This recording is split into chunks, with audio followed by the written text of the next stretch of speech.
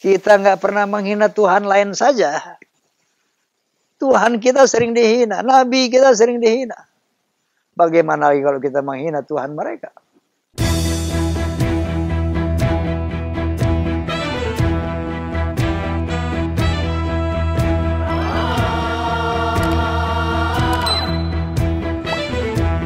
Assalamualaikum warahmatullahi wabarakatuh. Bismillah, alhamdulillah. Wassalatu wassalamu ala rasulillah wa ala alihi wa ashabihi wa mawalah. La hawla wa la quwwata illa billah, amma ba'd. Tema tausiah malam hari ini yaitu mengenai bagaimana umat Islam menyikapi ketika ada orang menghina, merendahkan Islam, merendahkan Allah, dan merendahkan Rasulullah SAW. Sebagaimana yang terjadi di Perancis baru-baru ini, yaitu di mana satu majalah terkemuka Perancis membuat karikatur, kartun yang menghina Rasulullah SAW. Dan kemudian hal itu dilindungi oleh Presiden Prancis dengan dalih kebebasan berbicara, kebebasan berekspresi. Itulah yang menimbulkan gelombang kemarahan umat Islam di seluruh dunia. Nah, ini jelas pertama yang ingin saya nyatakan bahwa tidak ada kebebasan berbicara, tidak ada kebebasan berekspresi secara liberal.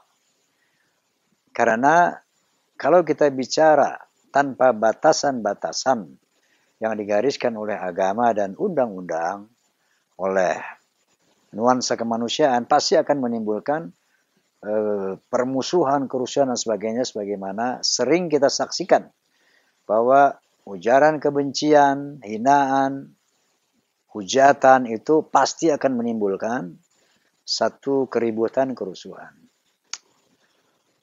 Mengenai penghinaan Rasulullah sendiri, di mana Nabi digambarkan dalam satu kartun dengan penuh pelecehan dan penghinaan.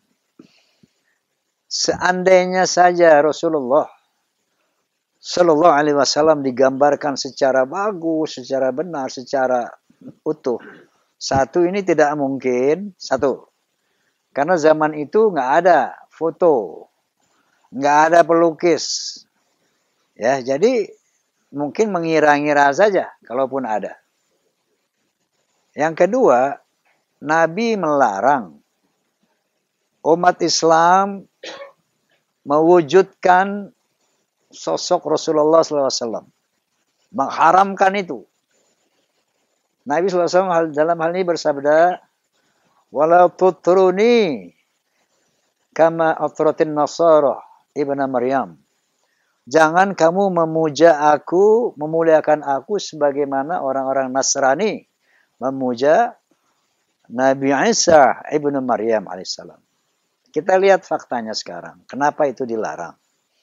Ketika Nabi dilukiskan, disosokkan, maka itu akan disembah orang. Seandainya Nabi Muhammad dilukiskan, dibuatkan, pasti orang-orang Islam akan menyembah Nabi, menuhankan Nabi Sallallahu Alaihi Wasallam. Makanya Nabi menyatakan, "Walau tutruni kama atratin nasara ibna Maryam."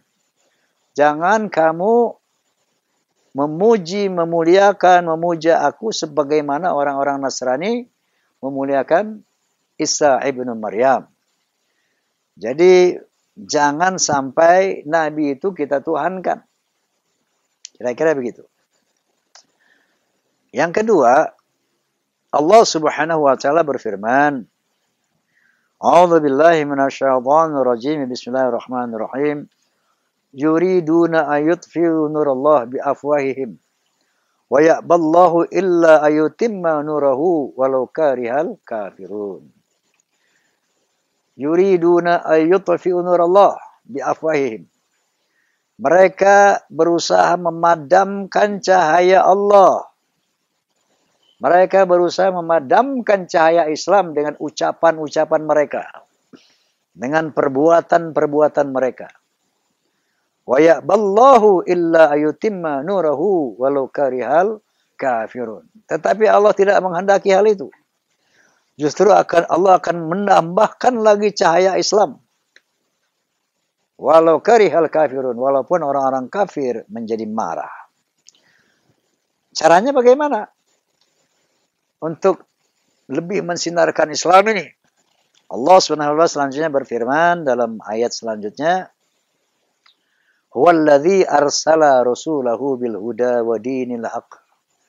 Liyuzhirahu ala dini kullih. Walau karihal musyrikun. Dialah yang mengutus Muhammad sebagai Rasul dengan membawa hudan, petunjuk, yaitu Al-Quranul Karim. Wa dinul haq, dan agama yang lurus, agama yang benar. Liyuzhirahu ala dini kulli, yang akan mengalahkan agama-agama lain. Walau karihal musyrikun, walaupun orang-orang musyrik itu menjadi marah, menjadi tidak suka.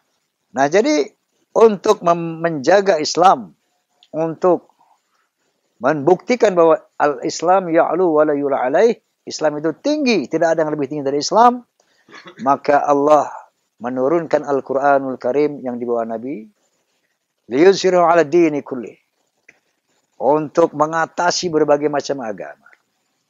Betapa tidak, kalau kita lihat Al-Quran, Allah Subhanahu wa taala berfirman, al-yauma akmaltu lakum dinakum.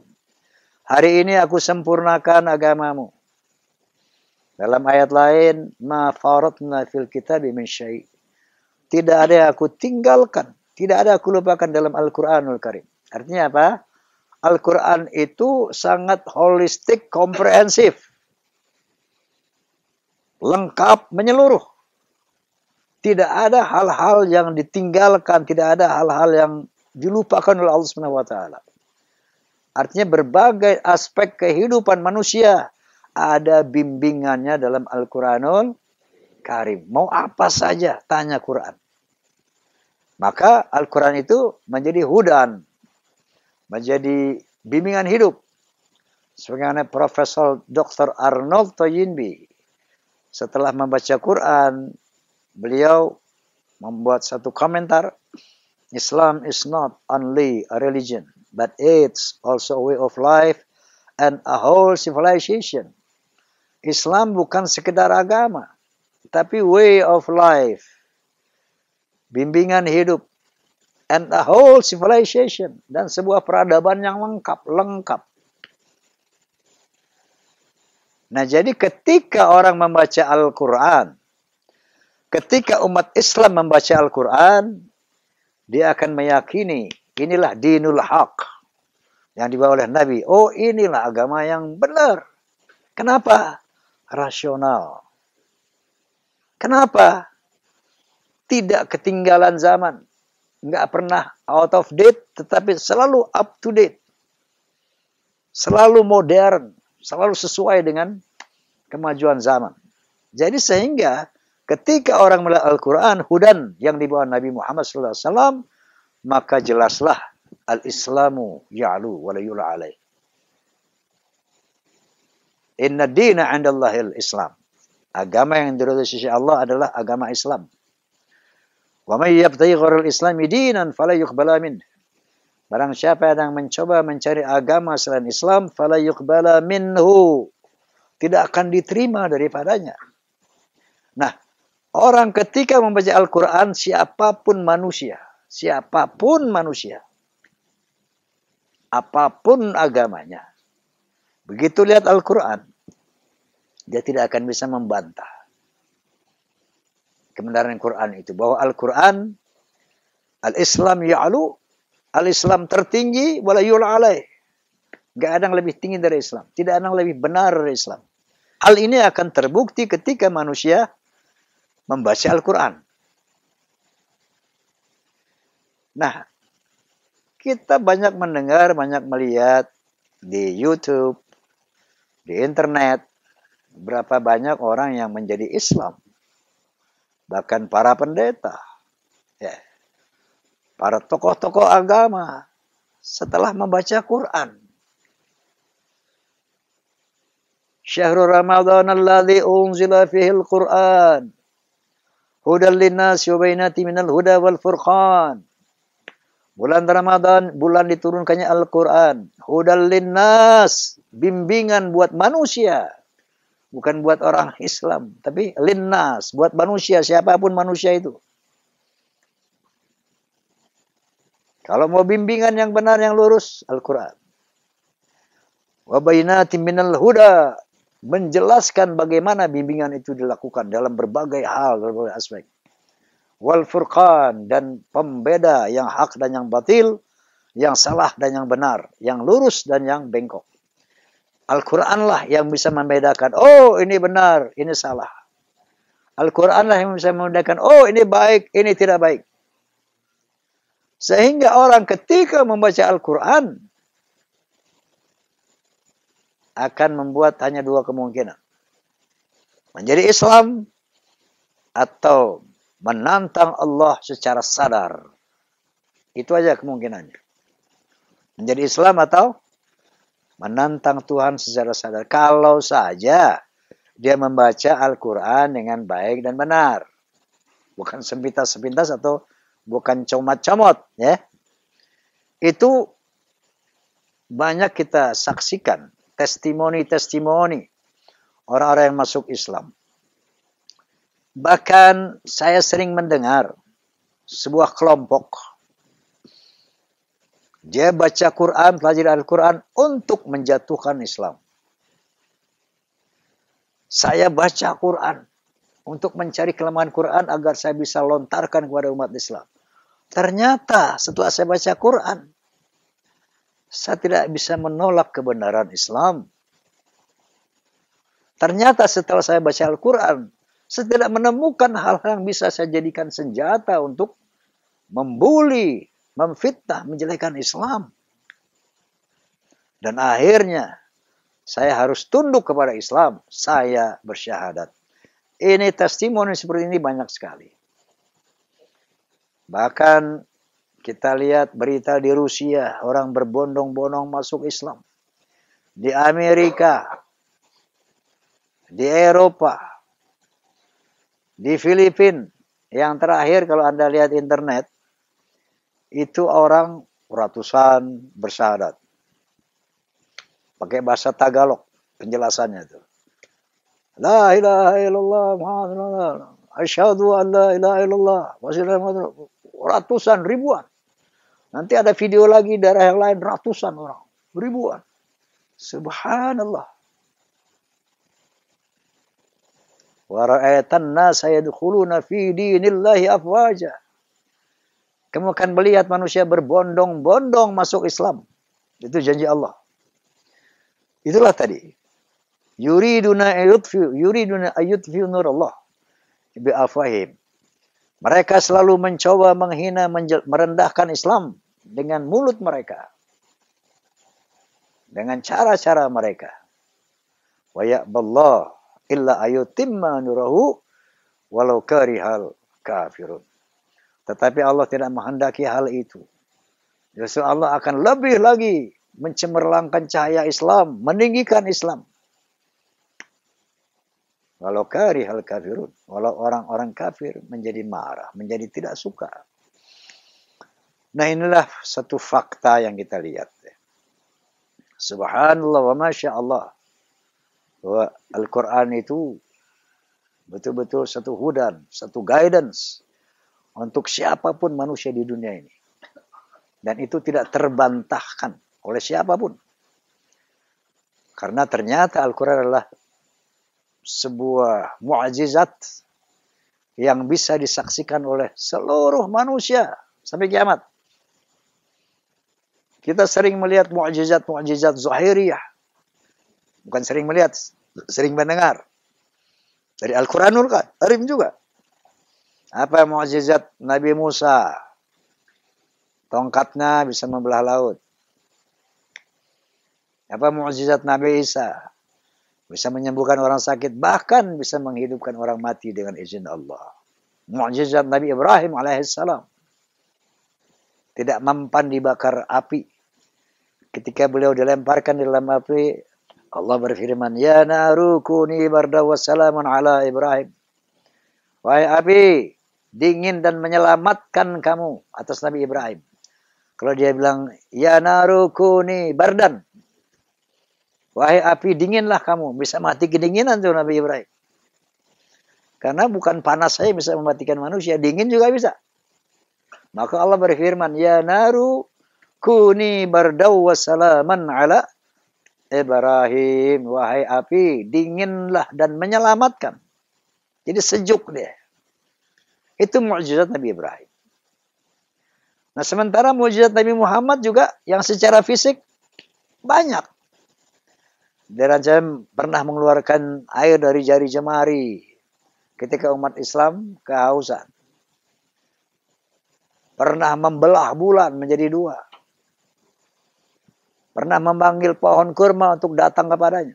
Datang ke pohon kurma. Ketika orang Yahudi bilang mau mengetes Nabi, kalau kamu betul-betul utusan Allah, coba panggil itu pohon. Kamu bilang aja sama itu pohon, kata Nabi. Bilang dipanggil sama Muhammad. Datanglah ini Yahudi ke pohon itu. Pohon, sambil penuh keraguan kan, ya ini Muhammad bercanda aja nih. Kamu dipanggil itu sama Muhammad. Terbelah bumi, jalan itu pohon. Bersyahadat dia, asyhadu alla ilaha illallah wa anna Muhammad Rasulullah. Nah, mukjizat yang bersifat physically itu hanya bisa disaksikan oleh sekelompok manusia pada saat itu. Tapi Al-Quranul Karim, satu mukjizat yang bisa disaksikan oleh seluruh manusia sepanjang zaman. Apa itu mukjizat? Mukjizat itu cirinya satu. Harus murni firman Allah Subhanahu wa taala. Orisinil sesuai dengan bahasanya. Waja'alnahu Qur'anan Arabiyyan. Aku turunkan Quran, aku jadikan Al-Quran sebagai dari bahasa Arab. Turunkan Al-Quran dalam bahasa Arab. Kita lihat Injil diturunkan dalam bahasa apa? Ibrani. Taurat dalam bahasa apa? Sekarang kita lihat Injil di Indonesia bahasa apa? Berbahasa Indonesia. Di Jepang berbahasa Jepang. Di Eropa berbahasa Inggris. Tapi Al-Quran lihat. Diturunkan dalam bahasa Arab. Di Indonesia Al-Quran berbahasa apa? Tetap bahasa Arab.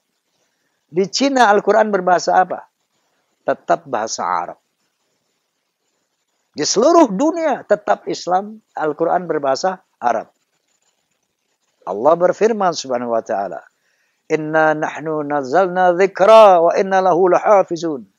Akulah yang menurunkan Al-Quran dan aku yang akan menjaganya. 1500 tahun kurang lebih Al-Quran turun. Jangankan kalimatnya. Titik komanya nggak pernah berubah. Sementara berapa banyak kitab-kitab yang lain yang tidak bisa menjaga keasliannya. Mukjizat apa bukan? Mukjizat apa bukan? Mukjizat. Mukjizat itu khariqul lil 'adah. Mukjizat itu sesuatu yang luar biasa. Banyak lagi untuk menunjukkan Al-Quran ini satu mukjizat. Makanya dalam hal itu tadi, yang pertama pelajaran buat kita, Allah berfirman, "Wala tasubbul ladzina yad'una min dunillah, fayasubbullaha 'adwan bighairi 'ilmin." Jangan kamu menghina Tuhan-Tuhan lain yang mereka sembah selain daripada Allah. Nggak boleh. Wala tasubbul ladzina yad'una min dunillah. Jangan kamu menghina Tuhan-Tuhan lain yang mereka sembah selain daripada Allah. Kenapa? Fayasubbullaha 'adwan bighairi 'ilmin. Karena mereka akan menghina Tuhanmu, menghina Allah secara membabi buta tanpa ilmu pengetahuan. Kita nggak pernah menghina Tuhan lain saja. Tuhan kita sering dihina, Nabi kita sering dihina.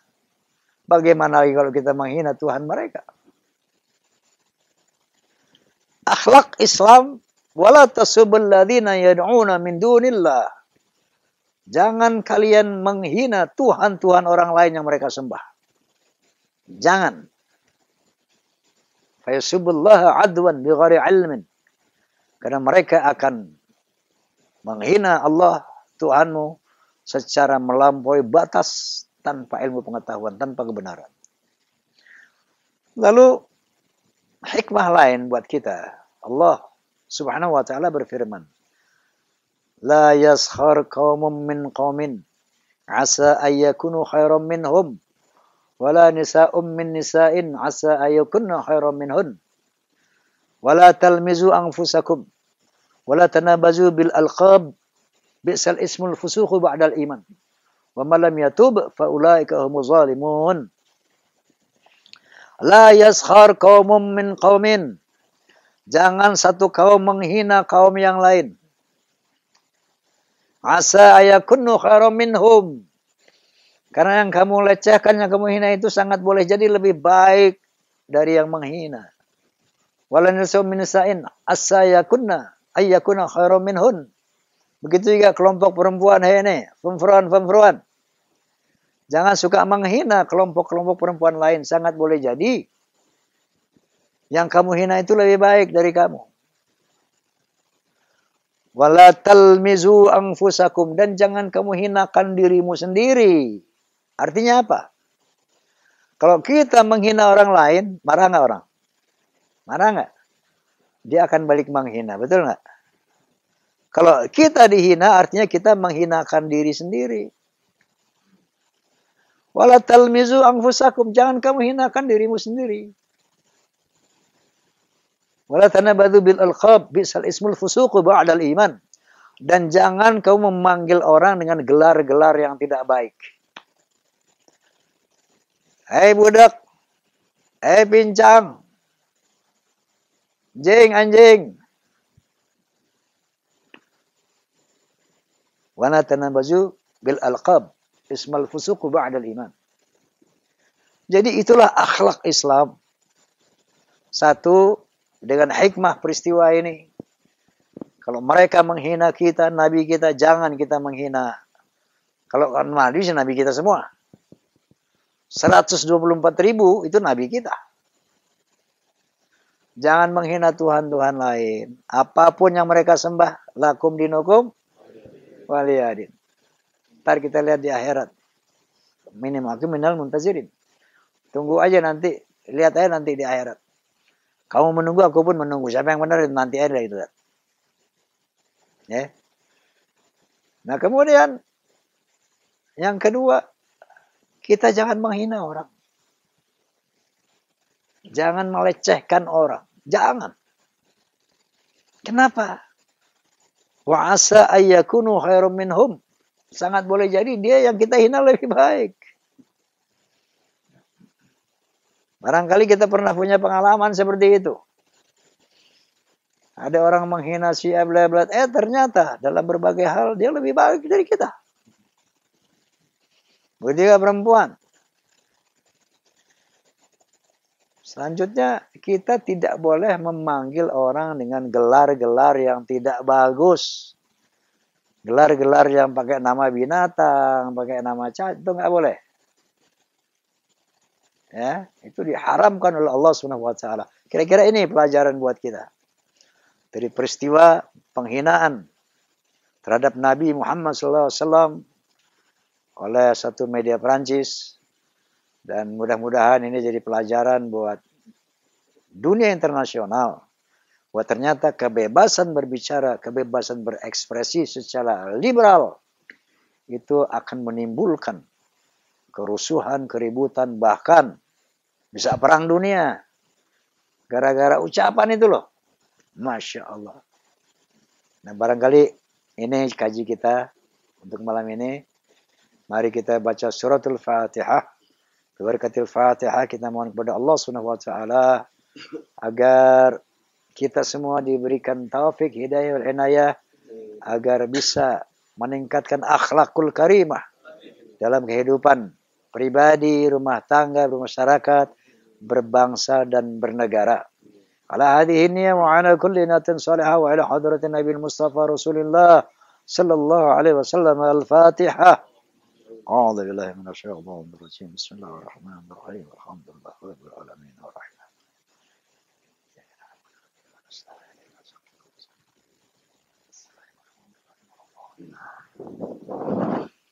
والله الموافق إلى أغمد صارق بالله التوفيق والهداية ثم السلام عليكم ورحمة الله وبركاته.